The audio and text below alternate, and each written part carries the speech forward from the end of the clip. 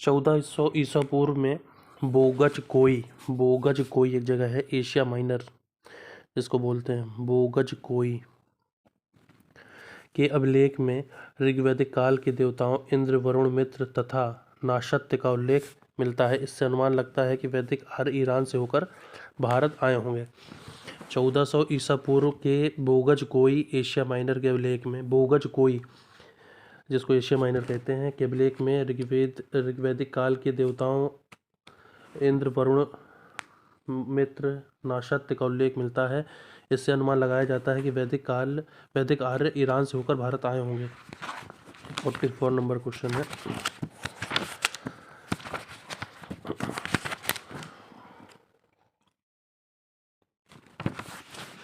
Next है, यह भारत की ही नहीं संपूर्ण विश्व की प्राचीनतम रचना है। इसकी तिथि 1500 से 1000 ईसा पूर्व मानी जाती है। किसकी? ऋग्वेद की। इसकी जो तिथि मानी जाती है 1500 से 1000 ईसा पूर्व की मानी जाती है।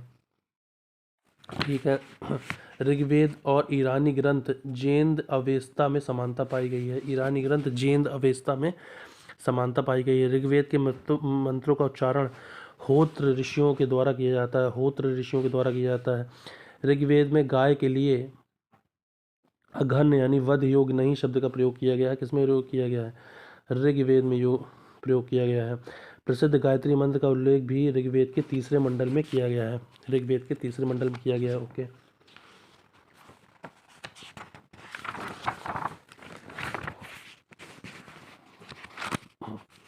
ऋग्वेद में सभा, समिति, विदथ, गण जैसी प्रशासनिक संस्थाओं का उल्लेख मिलता है। सभा, समिति, विदथ और गण जैसी प्रशासनिक संस्थाओं का उल्लेख मिलता है। समिति का महत्वपूर्ण कार्य राजा का चुनाव करना था। समिति का प्रधान ईशान या पति कहलाता था। समिति का महत्वपूर्ण कार्य राजा का चुनाव करना था। समिति का प्रधान ईशान या पति कहलाता था। विदथ में स्त्री एवं पुरुष दोनों सम्मिलित होते थे। नववधुओं का स्वागत, धार्मिक अनुष्ठान आदि सामाजिक कार्य विदथ में होते थे। स्त्री और पुरुष दोनों सम्मिलित होते थे तथा नववधुओं का स्वागत और धार्मिक अनुष्ठान आदि सामाजिक कार्य विदथ में होते थे। सभा क्या थी? वो श्रेष्ठ लोगों की संस्था थी। समिति आम जनप्रतिनिधि सभा थी। ठीक है। सभा क्या थी? श्रेष्ठ लोग आते थे। समिति में क्या थी? आम जनप्रतिनिधि सभा थी। और विदथ सबसे प्राचीन संस्था थी। ऋग्वेद में सबसे ज़्यादा उल्लेख विदथ यानी 122 बार इसका उपयोग हुआ है।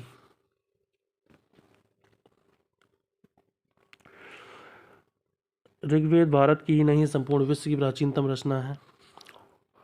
इसकी तिथि 1500 से 1000 ईसा पूर्व मानी जाती है।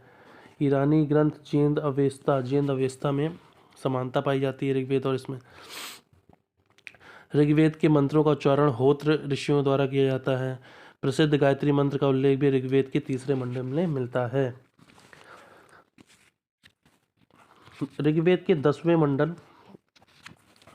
मंडल का 90वां संख्यक सूक्त पुरुष सूक्त कहलाता है। 10वें मंडल का 90 संख्यक सूक्त पुरुष सूक्त कहलाता है। ऋग्वेद के 10वें मंडल का 90 संख्यक सूक्त पुरुष सूक्त कहलाता है क्योंकि इसका देवता पुरुष है। इसमें पुरुष के विराट रूप का वर्णन है। इसमें होने वाली सृष्टि की विस्तार से चर्चा की गई है। इसी से चारों वर्णों की उत्पत्ति कही गई है। सर्वप्रथम 4 वर्णों के नामों का उल्लेख ऋग्वेद की इसी सूक्त में मिलता है। यह सूक्त उदात्त भावना, दार्शनिक विचार, रूपकात्मक शैली के लिए अधिक प्रसिद्ध है। ठीक है। क्वेश्चन कैसा है इसका 49 का भैया? क्वेश्चन पूछा गया, in which mandal of Rigveda the names of 4 varnas are first mentioned? So answer would be the 10th।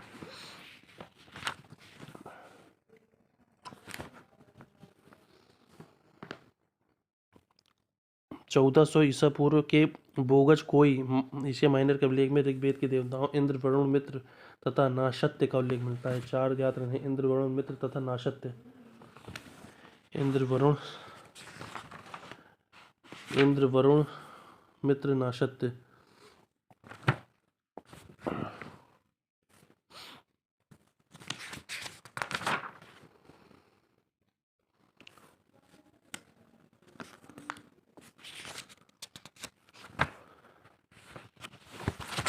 अब आर्यों के मूल निवास के संदर्भ में विभिन्न विद्वानों का विचार क्या था, कौन किसको कहाँ का मानता था। प्रोफेसर मैक्स मूलर थे, वो मध्य एशिया यानी बैक्टीरिया से मानते थे आर्यों का उद्भव। बाल गंगाधर तिलक कहते थे उत्तरी ध्रुव से आए हैं। डॉक्टर अविनाश चंद्र दास कहते थे कि सप्त सैंधव प्रदेश से आए हैं। डॉक्टर अविनाश चंद्र दास कहते थे।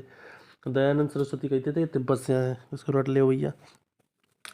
प्रोफेसर मैक्स मूलर कह रहे हैं मध्य एशिया यानी बैक्टीरिया से आए हैं। बाल गंगाधर तिलक कह रहे हैं उत्तरी ध्रुव से आए हैं। डॉक्टर अविनाश चंद्र दास कह रहे हैं सैंधव क्षेत्र से आए हैं, सप्त सैंधव प्रदेश से। दयानंद सरस्वती कह रहे हैं तिब्बत से आए हैं। अधिकांश विद्वान प्रोफेसर मैक्स मूलर के विचारों से सहमत हैं कि आर्य मूल रूप से मध्य एशिया के निवासी थे।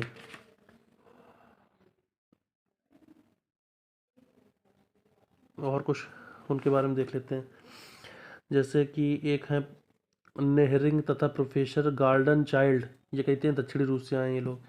नेहरिंग एवं प्रोफेसर गार्डन चाइल्ड जो कहते हैं कि आर्य दक्षिणी रूस से।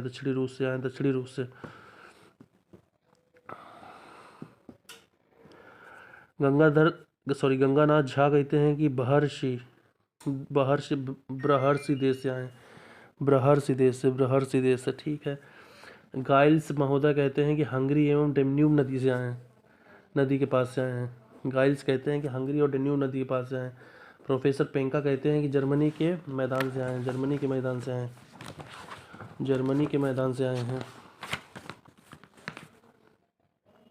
ये भी मिलान करने को आ जाता है, रट लो भैया इसको। नेहरिंग दक्षिणी रूस, प्रोफेसर गार्डन चाइल्ड दक्षिणी रूस, गंगानाथ झा बहर्षि देश। गाइल्स महोदय कहते हैं कि हंगरी अथवा डेन्यूब नदी, गाइल्स कहते हैं हंगरी एवं डेन्यूब नदी। प्रोफेसर पेंका कहते हैं जर्मनी के मैदानी भाग से आए हैं। गाइल्स कहते हैं गाइल्स हंगरी या डेन्यूब नदी। अविनाश चंद्र दास सप्त सैंधव प्रदेश। दयानंद सरस्वती तिब्बत। बाल गंगाधर तिलक उत्तरी ध्रुव।